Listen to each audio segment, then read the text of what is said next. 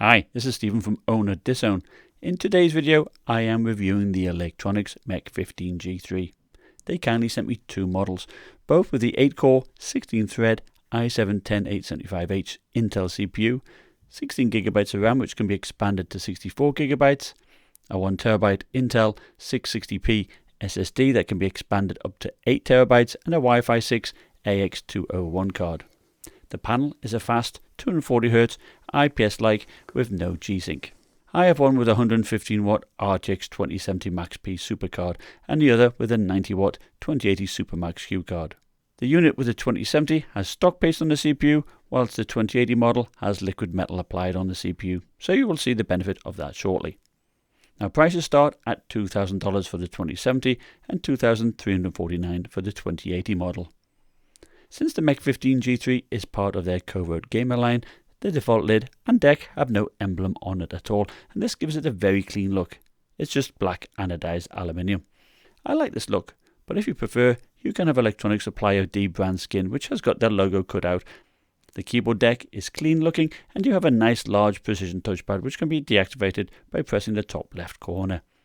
My only complaint is the touchpad is a little bit rattly, but they tell me that they are working on a fix. One standout feature is its mechanical keyboard that uses brown switches which are pretty quiet but give excellent tactile feedback. And with 2mm of travel and 1 millisecond of actuation, they were a joy to use. Probably my favourite keyboard thus far. You do have a separate number pad, but the delete key has been moved over to the number pad, so I would often press the print screen by mistake. Eluktronics has said that this will likely be swapped over for the new units. You will notice that there is no enter key on the number pad either. Next to the power button is a button that by default switches between one of three power profiles, but can via the BIOS switch to activate the max fan instead. Office mode is the base power setting with a PL1 and PL2 of 35W, within which you can select Eco mode to extend battery life, as this sets the PL1 and PL2 to 25W. Within office mode, you can choose one of three fan profiles, or customize the fan curve to suit. Game mode sets the PL1 and PL2 to 45W and increases the power to the GPU, and finally Beast mode sets the power to 120W.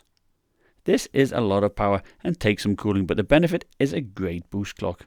Stress testing using a combination of Ada64 and the Heaven benchmark, the liquid metal chip holds 3300 MHz and about 80 degrees, whilst the stock paste runs at 2900 MHz and 81 degrees. So you do see a nice increase in boost clock using the liquid metal. By default, the BIOS has an undervolt of 70 mV, which maxes out at 80 mV, something I have wanted manufacturers to do for ages. The benefit is a great increase in performance and is useful if you use the CPU for encoding different files, rendering images, or encoding video files. On average, performance was similar to the Ryzen 7 4800H, trading blows depending on the application, but it was a good 13% ahead of an undervolted 9880H. The keys are RGB backlit, and this is fully customizable via the Control Center software. You can choose individual colors for each key or choose one of several default patterns. You can adjust the brightness and the speed of the effects. They are not super bright, which is fine by me, as I rather they were not a distraction. At the front of the laptop is a subtle RGB light bar, and this can be turned off easily should you wish. Now build quality is very nice, and even though the back panel is made out of plastic, it is quite scuff resistant and blends in well. You'll notice that there are excellent air intakes. A swoosh should really take note here. It's very easy to get into. Phillips head screws and no plastic clips to pry it open. You get two M.2 slots. One of mine is occupied by the 1TB Intel 660p. The Mech 15G3 has a mux switch, which means that you can select between the integrated graphics, hybrid graphics, which is Optimus, or the dedicated GPU mode. In hybrid mode, the 94Wh battery lasted me about 7 hours of watching YouTube in power saver mode with no key lighting. In dedicated GPU mode, expect 2 hours 20 minutes. To get the best out of them, make sure to install THX spatial audio, as it really makes good use of the 4W speakers. In my testing, they were pretty loud at 80 decibels, similar to the Asus G14, plus the bass was good and they held up well at max volume. Unfortunately, the system failed my latency mon test for real-time audio, although I couldn't see any process with over 1 millisecond of latency. There's no soldered RAM here. You have full access to both slots that by default come with 2666 MHz, but for advanced users you can use the extensive BIOS memory options to overclock it or change the timings.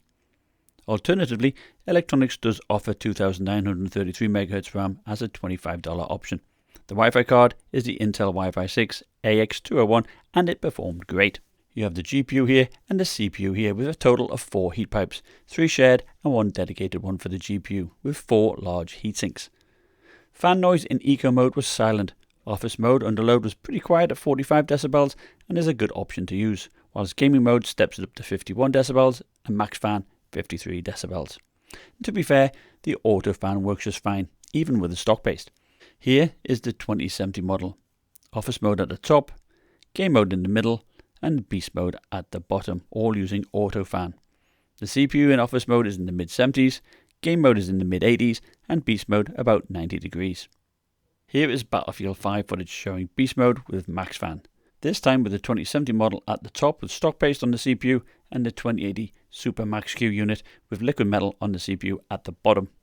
Now both perform similarly in terms of thermals, hitting a max of 92 degrees on the CPU and about 75 degrees on the GPU.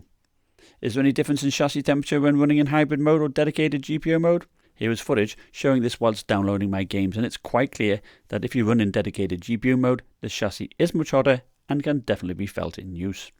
Under load, with both laptops in dedicated GPU mode, the one with liquid metal on the left and stock paste on the right. You can clearly see where cool air is brought in via the keyboard.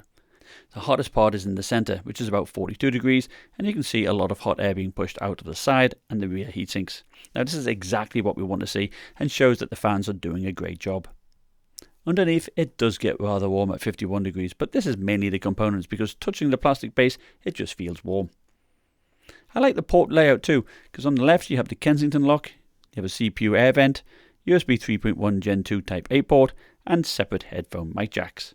On the right there is a 4-in-1 card reader which accepts an SD card half of the way in, 2 more USB 3.1 Gen 2 Type A ports, and the GPU air vent. The video ports are actually around the back, which helps keep cables out of the way. You do get a Thunderbolt 3 port, HDMI 2.0, Ethernet port, and the power connector. It's also pretty light at 4 pounds 13 ounces, or with a 230 watt power brick, 6 pounds 10 ounces. The 240Hz IPS Type BOE panel is nice and sharp. Its colours are pretty good as well. You get 95% of sRGB, 68% of NTSC, 73% of Adobe RGB, and 74% of the DCI P3 colour space. It isn't as bright as I would have hoped though, at 275 nits, and its contrast is a little bit lower at 680 to 1. But still, it's a panel I would use for both gaming and editing my videos. The aluminium lid is also very rigid and it has uniform bezels on 3 sides.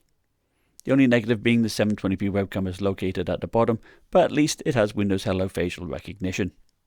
So we have a 720p webcam located at the bottom, hence, the position. So I wouldn't recommend on your lap because you get a full body torso shot then, but on the table it's not too bad. It's reasonably clear. The microphone is quite good and it picks up a lot of ambient noise though. So when you're typing, you do hear that, and of course when you're activating the fans,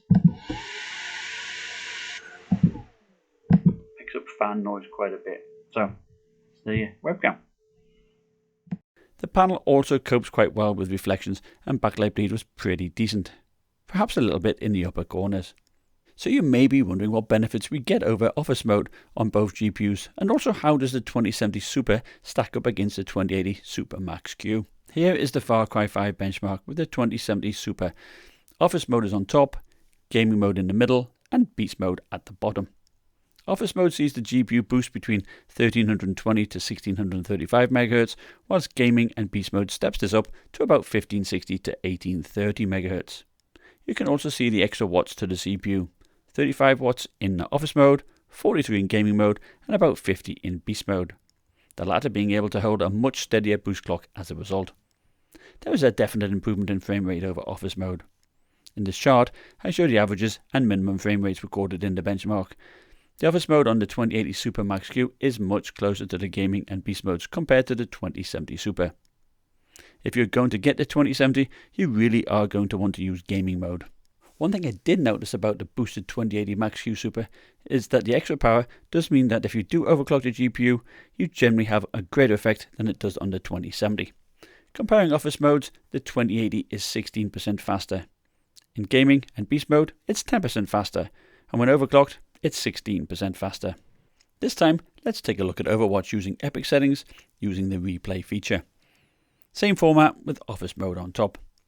Beast mode has a slightly higher GPU clock, and the extra 15 to 20 watts for the CPU allows gaming in beast mode to boost to 4189 MHz easily. The interesting thing though is that the frame rate isn't particularly higher. Here I showed the 1% lows and the averages for both systems. Again, we see a huge gain from office mode to gaming mode on the 2070 Super, whilst not so much on the 2080. This time, there's only a 5% improvement for the 2080 Super Max-Q over the 2070 Super. And this is typically what we see across many games. You really need gaming mode to see the best on the 2070 Super. And if office mode is the baseline for this GPU, then you will definitely see an advantage going with the Mech 15G3 route, because these power limits are bespoke to Eluktronics. You will not see them on CyberPower PC, XMG or PC Specialist UK. The 2080 Super Max-Q does see a benefit, but it's not as drastic. In fact, that GPU sees on average a 4% gain in beast mode versus the 2070 getting 12%. If you want to see how the 2070 Super compares to the 2080 Max-Q Super, here is a slide showing the percentage difference in performance using gaming mode over 12 games. And on average, we see a 5% gain, which is not a huge difference. So how would I sum up the Mech 15G3? I know the work that has gone on behind the scenes to make this laptop better for launch. Little details such as changing the BIOS to allow the function keys to work as media keys, to having full control over the RAM speeds, undervolting, and the ability to switch between hybrid and dedicated GPU mode. They wanted to provide a laptop that could perform at the max at a reasonable price. The power limits on the G3 are great. You have Eco mode at 25 watts to Beast mode at 120 watts. You have a good control of the fan to suit your personal taste, and the screen is great for gaming and content creation alike. The keyboard is a joy to use too, and I'm not looking forward to going back to a membrane keyboard. I would have to say that for me, this is the best laptop I have used this year. Probably even over the last 2 years, and I might even buy one myself. Thank you for watching. Remember, like, subscribe, and I'll see you next time.